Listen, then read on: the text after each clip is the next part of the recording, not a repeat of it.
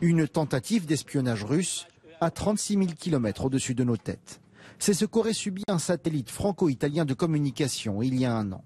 Un acte dénoncé par Florence Parly, ministre des Armées, lors d'un déplacement au Centre national d'études spatiales. Un satellite s'est approché de lui, de tellement près qu'on aurait vraiment pu croire qu'il tentait de capter nos communications. Cela s'appelle un acte d'espionnage.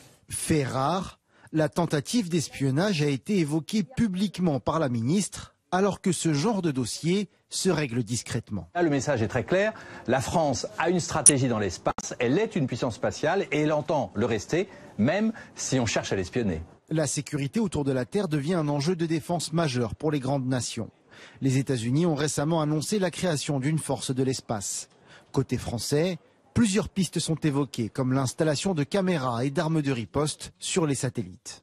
Le spatial, c'est un endroit que nous devons investir. Il y a toute une dimension de défense, de mesures, de contre-mesures, d'offensivité aussi. Emmanuel Macron a annoncé la mise en place d'une stratégie spatiale de défense. Un groupe de travail du ministère des Armées doit rendre des propositions d'ici au mois de novembre.